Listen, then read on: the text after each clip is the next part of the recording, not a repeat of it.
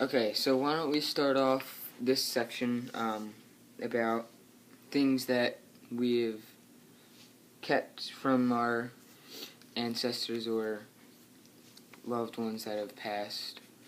So is there anything that you personally have that has been somebody else's, like your ancestors, maybe like a watch or anything like that? I know Mom has a little bit of jewelry from her her Aunt Mary. She had a ton of jewelry. I have a couple things. One, my grandfather gave me a collection of old coins. I have no idea if anything was worth any money. I kind of doubt it, but there's a bunch of old coins. He had some silver dollars in there. And then I kept... my dad was a fireman in Philadelphia before we moved out of Philly. I was actually one when we moved out, but he was a fireman for about 10 years in Philadelphia, and I have one of his old fire hats. And then the other thing, which is the most important thing to me, is my brother, who I talked about earlier, that passed away from his brain tumor. He used to coach football for Penwood, and when he got sick, he only lived for about a year and a half after he got sick, and he was still trying to coach during some of that time period. But the team gave him a football that was signed by the whole team, and when he passed away, I was the one thing that I wanted to keep, and so I have that in a case downstairs. So like, obviously that's very like valuable to you and has a lot of meaning. So that the football especially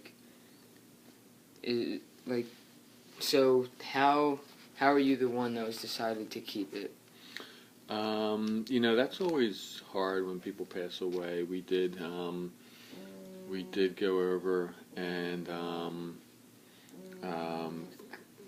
kind of look around his place, and everyone, took some stuff. It's kind of an uncomfortable thing, but everyone knew that was important to me. That was the brother that I looked up to for years and years and years, and actually he was the reason that I'm a Minnesota Vikings fan as well. So they kind of knew that on football was special to me. Yeah. So like, other things like maybe like a home video or like a scrapbook. Do you have any things like that somebody? Go ahead. Yeah.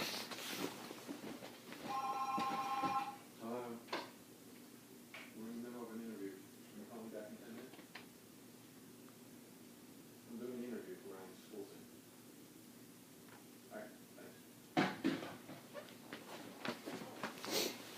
Okay, so scrapbooks. Do you have anything like that? Like maybe like a wedding album or? Well, I do have a wedding album, and we have a video from our wedding as well, and I think we showed it to you guys years ago. You probably don't even remember it. Yeah.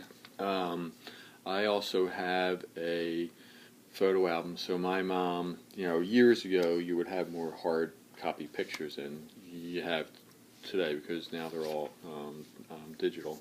Mm-hmm. But so my mom put each of her kids together a scrapbook of baby pictures, and then continued throughout like their college years or that age. So I have a photo album like that. And then when Grandma and Pop, Mom's parents, had their 50th wedding anniversary, I think it was, they put together a video of their family, and it was, we saw Mom in there as a little girl, and she looked exactly like Megan looked at that time, so it was pretty funny. Sorry about that. So, like you said, your mom made those scrapbooks and things like that. And the video that Mommy has, that was made by all of the kids. It was really the girls, and mostly it was Mommy and Aunt Judy that did that. All right. So, is there anything that you know how to do that maybe you could pass on to me or anybody like my sisters and?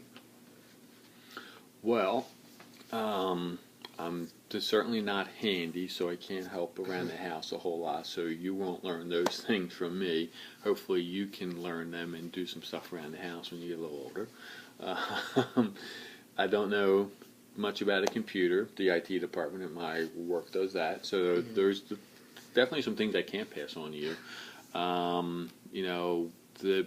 To me, the most important, or one of the things that I can pass on to you is my work ethic, and that comes from our family, and that my dad worked 3 jobs to support 6 kids,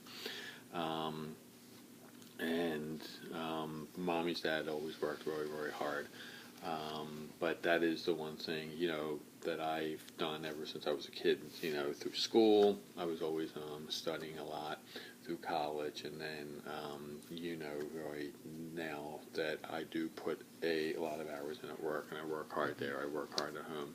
When I was a teenager, probably when I was 13 or 14, I had a paper route that I get up at 5 a.m. before school, and then during the summer I had about 25 lawns that I cut. So I've always worked hard. So I know that you've always, like you said, you always worked hard, and your parents kind of passed that skill down to you. So yeah, that's pretty much it. Good. Was there anything difficult about that and learning to do that? Not. It was kind of who I was, so it wasn't difficult to learn. But what it was is, your friends might have been out doing some things while you were studying, or your friends might have been out while, going to a game while you worked, because I had jobs when I was in high school too, at some restaurants and that kind of stuff. So you miss out on some things, but that's probably the most difficult piece of it. Right. Getting up at 5 a.m. to deliver papers in January is not fun. Yeah.